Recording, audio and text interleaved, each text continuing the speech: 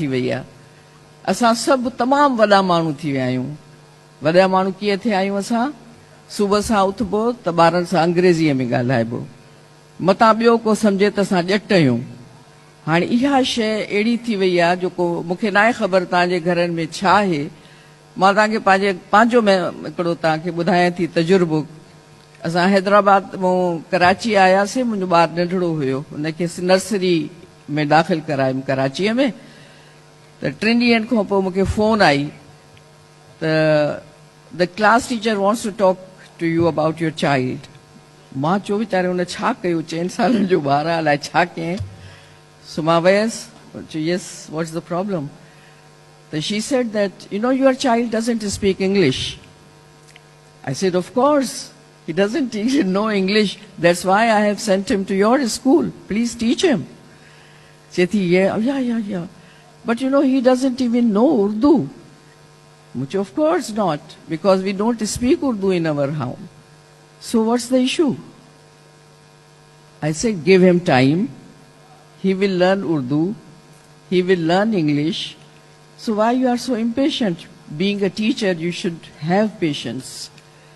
हाणे इहा जेका ज़हनियत आहे त असां वॾा माण्हू तॾहिं थींदासीं जॾहिं अंग्रेज़ी सिखंदासीं। असां इलीट क्लास तॾहिं सम्झा वेंदासीं जॾहिं असांजा ॿार अंग्रेज़ीअ में असां सां ॻाल्हाईंदा। त मूंखे सम्झ में इहो नथो अचे त उहे कुर्ब जा अखर जेके असांजे अंदर में पइजी वञनि, असांजा ॿार उहे न ॻाल्हाइनि त तव्हांखे मज़ो कहिड़ो ईंदो। मुंहिंजी मिठड़ी अम्मा, इहो ॿारु न चवे त अम्मा जी दिलि कीअं ख़ुशि थींदी।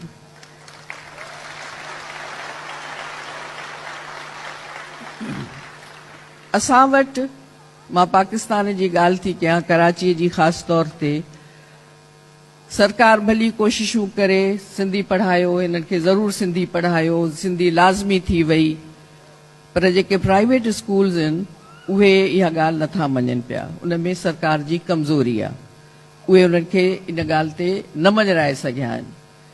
हाणे उनजो नतीजो इहो थो निकिरे जो माइट बजाए इन जे जो इन शइ खे पंहिंजे स्कूल एडमिनिस्ट्रेशन ताईं पहुचाइनि, उन्हनि खे इहो आहे त असांजा ॿार ज़रूरु अंग्रेज़ी ॻाल्हाइनि, त अंग्रेज़ी तो ॻाल्हाइनि तेसीं पाण उन्हनि सां उर्दू था ॻाल्हाइनि।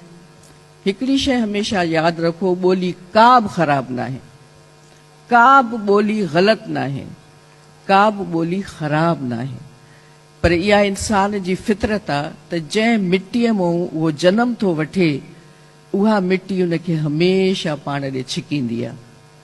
मां नैंदेरे वेंदी आहियां, लाड़काणे वेंदी आहियां, मुंहिंजो ॻोठु आहे, मां ॼाई नैंदेरे में आहियां। मां लाड़काणे खां जॾहिं नैंदेरे जे तरफ़ हलंदी आहे, मूंखे ईअं लॻंदो आहे जेके इहे वण टिण, इहा मिटी जिते मां पैदा थी आहियां, इहे मूंखे छिकीनि था पाण ॾे। मूंखे न आहे ख़बर तव्हांखे कीअं महसूसु थींदो हूंदो।